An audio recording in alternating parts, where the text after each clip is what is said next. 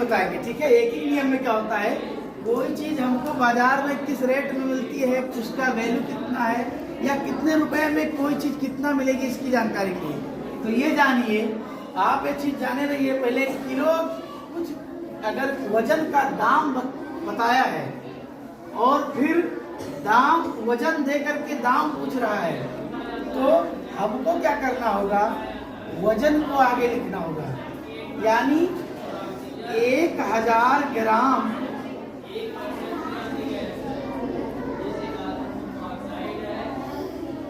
धनिया कितने रुपए का है, 300 रुपए का है।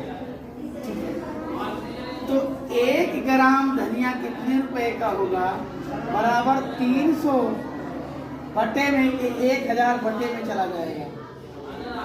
ठीक है, अब मुझसे कितने का पूछा, एक नियम इसीलिए कहा गया क्योंकि 1 ग्राम का वैल्यू निकल जाता है। अब मुझसे कितने ग्राम का पूछा गया है, 300। तो 300 ग्राम धनिया का मूल्य बराबर 300 बटा 1000। ये तो आपका ऑलरेडी लिखा था, और ये जो 1 ग्राम था तो 1 से गुणा होकर के कोई प्रभाव नहीं पड़ा, लेकिन 300 ग्राम पूछा है इसलिए 3 से गुणा हो जाएगा। ठीक है, 300 से। अब इस जीरो से इस जीरो को 2 जीरो यहाँ और 1 जीरो यहाँ कट जाएगा, और 1 2 3 नीचे कट जाएगा, तो नीचे तो 1 बचा। तो 3 त्रिका क्या होता है, 9, और 1 जीरो यहाँ बचा। अर्थात याद रखना, 300 ग्राम धनिया का मूल्य कितना रुपए होगा, 90। इसे कहते हैं एकिक नियम। एकिक नियम इसे कहते हैं। अब इसी क्वेश्चन को मैं इरेज करके थोड़ा सा इसमें बदलाव कर देता हूँ। बदलाव करने के लिए मैं क्या कर दूं, यहाँ मैंने कहा बदलाव में बस एक बात करना है हमको कि 1 किलो धनिया का मूल्य 300 रुपए है। तो मैं कहूँ मुझे 150 ग्राम 150 रुपए में 150 रुपए में कितनी धनिया मिलेगी, समझ रहे हो? दोनों कंडीशन आपके सामने पढ़ते होंगे। कभी आप जाते होंगे तो कहते होंगे इतना वजन दे दो, तब वो पैसा अपने तरफ से बताता होगा इतना हुआ। और कभी आप जाते होंगे कि इतने रुपए का दे दो, तो भी आपको अपने तरीके से अपना ग्राम वजन तोड़ के देता होगा। लेकिन आज ने कहा आप उसके किस रिकॉर्ड से वो देता है, सही देता है कि गलत देता है, उसका पता आप कर सकते हैं। फिर पूछा, क्वेश्चन में चेंज कर दिया मैंने कि 1 किलो धनिया का मूल्य 300 रुपए है, तो 150 रुपए में कितनी धनिया मिलेगी। देखो, चूंकि रुपया पूछा है तो रुपया पहले लिखना पड़ेगा। 300 रुपए में 300 रुपए में धनिया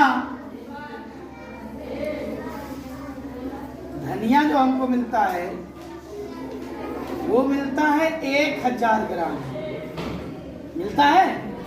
नहीं तो बात है, 300 रुपए में धनिया कितना मिलता है, 1000 ग्राम। अब मैं कहूँ तो 1 रुपए में मुझे कितनी धनिया मिलेगी, वो होगा 1000 बटा 300।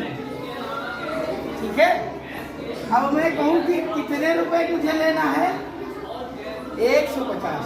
तो 150 रुपए की धनिया कितना होगा हमारा, 1000 बटे 300, और 150 रुपए का लेना है इसलिए यहाँ पूरा हो जाएगा।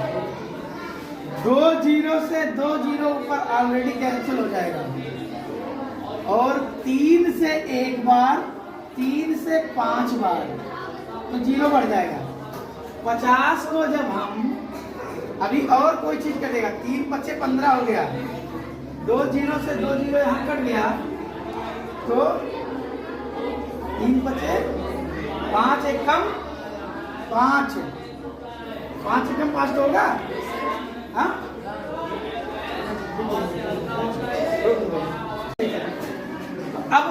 अब आप देखते हो कि 150 रुपए में मैंने 150 से गुणा कर दिया, तो अब क्योंकि धनिया का मात्रा निकाल रहा हूँ, ग्राम ना, तो ग्राम निकालूंगा तो 50 को 10 से गुणा करूंगा तो कितना ग्राम मेरा निकल के आएगा, कितना ग्राम, 500, अर्थात 150 रुपए का 500 ग्राम धनिया मिलेगा, आधा किलो। अरे तुम नॉर्मल सोचो, 1 किलो धनिया 300 रुपए का है, तो आधा किलो धनिया कितने का होगा, 150 का होगा ही। क्योंकि वो तो मैं ऐसे ऑलरेडी हम लोग जानते हैं आपस में एक अपने लैंग्वेज में कहावत के रूप में, लेकिन निकाल के मैंने आपको बताया कि 500 ग्राम धनिया मिलेगा। तो जब रुपए दिए हो, चीजों की मात्रा निकालनी हो या मात्रा दिया हो तो ऐसा निकालना हो, तो हम एक एक नियम का प्रयोग करते हैं, यूनिटरी मेथड का। यूनिटरी मेथड एक ऐसा मेथड होता है जिससे हम किसी चीज का रेट निकाल सकते हैं, ठीक है। ठीक, तो ऐसा ही आपको समझ में आया होगा, ठीक है, ओके।